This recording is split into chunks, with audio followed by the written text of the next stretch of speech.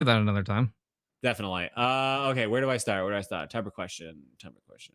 Who So updates? we're doing the review of the Pokemon expansion for Pokemon Sword and Shield Crown Tundra. And I cannot find where this is. Okay, here we That's go. that's where we're starting. Okay, ready right now. Okay, game I am playing. Thanks, guys, bearing with me. All right, the title of the game. So it's Pokemon Sword or Shield, and this expansion is called Crown Tundra. It is a dual pack with the Isle of Armor. If you got that pack, you probably already have this DLC because it's like a $30 bundle. Basically, essentially, is another expansion to the game, and that is adding more Pokemon. It is updating the competitive season, and it is adding more stories to generalize it. So let's see what else we got. First impressions. I'm gonna be honest. These DLCs, I don't really know what to think because personally, I wouldn't mind just getting like perfect 5 EV IV Mons just dumped into my box and then being like, "Thanks for the DLC. Here's just all the Pokemon with it. They're all perfect. You're done." And I would probably be like, "That's fine." But like, there's also story and all these other things associated with it. So I never really know how to grade it based on those because again, I am more of a competitive player. So to me, it's a lot more just like what does this offer the competitive scene is kind of my thing. I'm really trying to like read this and look at us at the same time and and then see here where we am I having fun with it so far? Yes, I'm having fun. And again, I am. This is literally like I think a casual perspective would be yes, this is super fun nonstop, and it's a new story and really amazing. But for someone who again is kind of bored with catching the Pokemon because I literally am just creating them using a bot online now. And that's like a thing you can do. It's insane. Literally just creating them Josh so I admits to can cheating on the podcast. yeah, but literally everyone is doing that. And also, when you enter a VCG tournament, they use Showdown, Pokemon Showdown. You Mhm. literally just type in the stats. There's no like collecting or anything. Right. So Showdown is just so that's where all the tournaments take place. So in my opinion, it's kind of like whatever. I know raising them is so much more like personal, but at Yeah. this point, I'm kind of in the As competitive far fully. yeah, as far as the competitive scene is concerned, like if you want balance in the game, it only makes sense to be able to curate those Pokemon like that, Agreed. you know? I agree. Yes. And that's the thing. That's where the competitive players do stand out and why ranked mode does exist and casual mode exists. So you don't have to do that. Ranked is pretty awesome, though. I will say something that came with this, aside from injecting a bunch of new Pokemon in and legalizing a lot of legendaries online. So the big thing here is they're introducing a ton of new legendaries where there are very few before. There are now a ton of new ones, old ones, and Galarian forms of old ones. So we're getting a lot of new as far as typing and balancing in the meta. That's all legal. Like Terrakion and all of those semi legendaries are legal in the meta, which is pretty intense. And it's changing things up a lot. That being said, they also introduced this new thing. This is the first time they ever did this. Now, whenever a new season comes out, and this has started as of the last season, they are going to be banning the top Pokemon in the next season. The top meta Pokemon are going to be banned. So they already did this, and they banned a lot like Mimikyu and a few others that, to me, it shot two off my team because I run Porygon 2 and Mimikyu. So literally cut off 2 out of 6 of my entire team, and that happened to so many other people. But their opinion is that like if everyone's just going to keep using the best in the meta and they aren't going to be taken down by anything new that's being put in, why don't they just ban the top 15 to 20 best Pokemon, and then the next meta is that much more refreshed? And they literally banned 16 of the top ones, and to me that's pretty impressive. And who knows if they're going to stay banned, but I think it's really cool that they're trying to keep the competitive scene fresh because I do imagine if you're on top for so long, it's like or you're trying to get to the top and you just keep getting shit on by the same things that just like feels really lame to never have the meta ever be switched up like before your eyes. And now Right. you can like run legendaries and still get taken down by like some bullshit just because everything is more balanced type wise. And I don't know. So that's pretty interesting. Similar games or types. It's literally an RPG. Have you ever played Pokemon, motherfuckers? Like, come on. It's literally an RPG. As I was explaining to Lady Yeshua previously, though, Pokemon offers so much. So basically, if you already have Sword and Shield, you already have the main story and all of the things and all the mechanics and whatnot.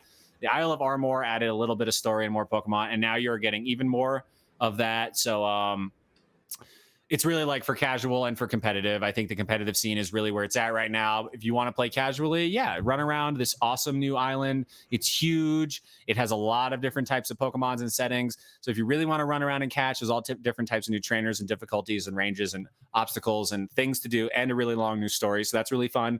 I personally didn't even finish the Isle of Armor story. It's because I really just didn't care as much. I loved it, but like I was like, Like what am I gonna do? I already have like they're gonna give me one legendary and the IVs are gonna be poop. So as a competitive player, like stuff like this is harder for me to get a grip on. That being said, I do find it to be cool for casual players as well. Yeah. Why I like it, why I don't like it. Okay, so why I like it, it just adds more and mixes up the current meta and gives more to people that didn't get as much as they wanted previously. That's great. Everyone gets more what they wanted. I get more things to use in the meta. It mixes everything up. So competitive is more varied for people that can't break in normally, and casual is just more. There's just more to do casually. Now your 80-hour game is a 140-hour game, so it's just like the Ghost principle. Like if you like to shop at the stores but you already got the best outfits, it's lame, but now it's like there's more of that shit. So like it's for everybody. What I Yeah. don't like about the game is pretty much just that. I know that it's kind of lame to say, but I love the franchise and whatnot. And having been kind of become more of a competitive player as of Y and X version, it now seems like a lot of like aesthetic enhancements and like a lot of Pokemon, even just making new Pokemon. It's like almost all aesthetic enhancements to the game, where to me, it's like the gameplay itself is so core and amazing, but it is like kind of coated with this like cartoony alien-esque anime thing. It's like that's just what Pokemon is. We never are going to escape the fact that it is a child's game, and has all these casual factors to it. And to me, I don't know. I just want like an M-rated Pokemon. I don't know how to explain it, but like to me, all the fluff is kind of what isn't needed, and the stuff that I did like was the crucial. The grit, the stuff that like really added to the concept and the gameplay of it, which, Yeah. getting new clothing and new town isn't like really adding into anything like that. But there is something to it. So Uh, here's a question that I have. Sorry to break this no, up, no, bring it. but I'm curious, like, because this is an expansion, um, we've talked about it before. The expansions are new to Pokemon. Before, Yes, you would come out with the two versions, and then there'd be a third version. And yes. so I don't believe there's going to be a third version, of Sword and Shield.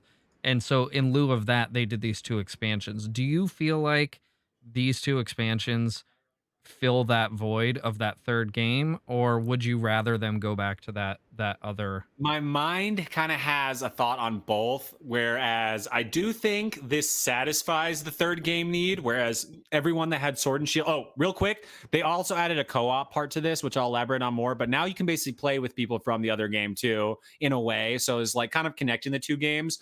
Basically, all that to say, I don't think a third is needed because the games are kind of melding together with having the same DLC, and you're not really missing out on anything because the trading is so easy and like everything's so easy. It doesn't really matter which version you have, aside from literally your legendary at the end of the main story. So and like very few others that you catch normally, which again, just say I want this and trade it or whatever. And there's discords that you can just ask for Pokemon these days and like all that. So it's a huge thing.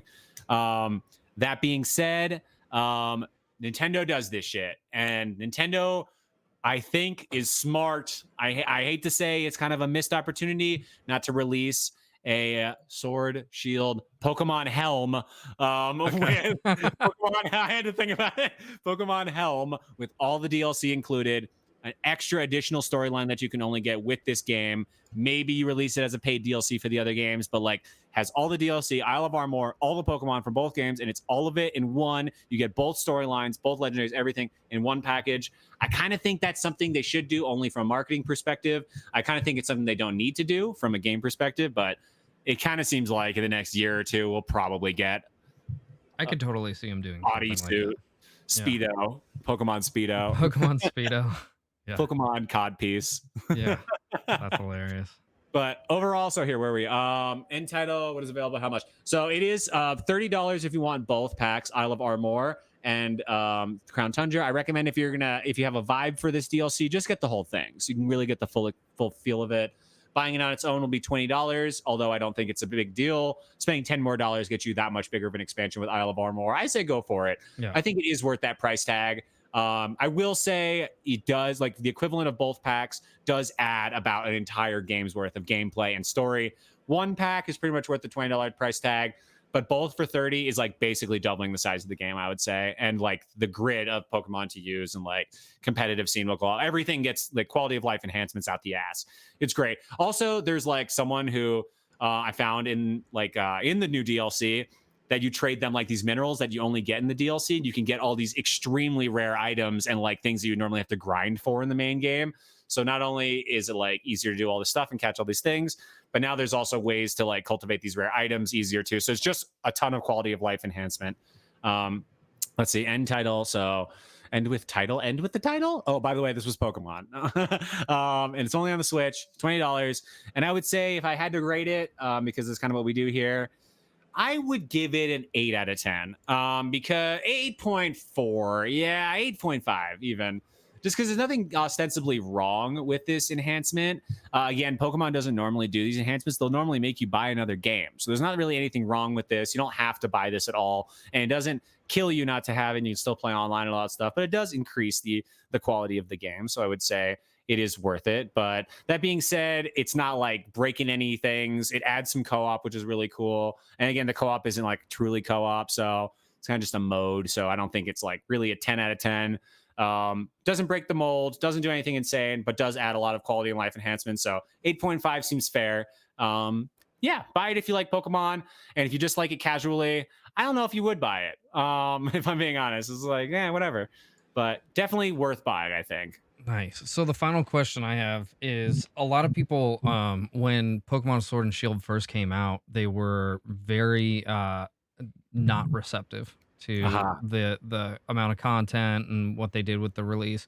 Do you think that with these two expansions that have come out since then, that that's a this great is question. a complete game and that it puts it on the level of some of the other previous like best Pokemon games or you know That is a very good question.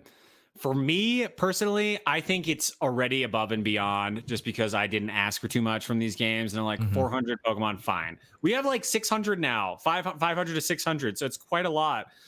We're not at the 1,000 mark. But that being said, I know this is kind of lame to say, and I normally would say, sure, this is enough, but I do think the hardcores that complained at the beginning are still not satisfied because they're not given everything they've ever had. And that's the right. thing. It's not like this doesn't have all the quality of life that we love, and it does have a lot of things from all those games, but it is not everything, and it's not everyone from all those games. You know what I mean? Like your guy still isn't in it. Like, oh, he was my guy on my team. Like he's still not in. What the fuck? Yeah. Like, and that being said, there's still like ban lists now, and they're rotating people out of the ban list. They're saying now, so it's like your guy might get banned anyway if he's really that good. So Right. I personally think we're at the end all. We have the best Pokemon game before us in Sword and Shield with the full DLC. In my opinion, this is it. So the DLC is an 8.5.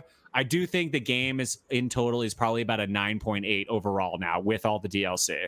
It is absolutely just amazing, quintessential. That being said, there are going to be people they are missing out on something, and I do think that something is still not in it. I don't know why, but it's just still not quite there. You know what I mean? They didn't like add too much Yeah. to the game to be like, by the way, we put in this thing you all missed. It's like none of Yeah. that has really been alleviated yet. I kind of think that's kind of where Pokemon's gonna be though from now I on. think this is capping. I think, Yeah. and I'm fine with that. I It's think that grown so much, and there's what, like a grown so thousand much. fucking Pokemon, and It's like like 1,100 now. It's yeah. So crazy. Yeah. so to expect everything to be in every single Pokemon game going forward is a lot to ask. They have to Yeah. do individual animations for 1,100 Everything. fucking Pokemon. Like, come on, man. That is Imagine how long it takes to make one fucking yeah, Articuno do every single thing and react to everything. And like, oh, yeah. that's That's a annoying as nightmare. fuck. Yeah, it's a nightmare. Like it's crazy. So I would say, yeah, it's enough. But for some reason, people aren't gonna agree with that. But maybe they will. I don't know, really. And Yeah, it feels pretty great to me. I definitely think this is the quintessential. Yeah, yeah. absolutely.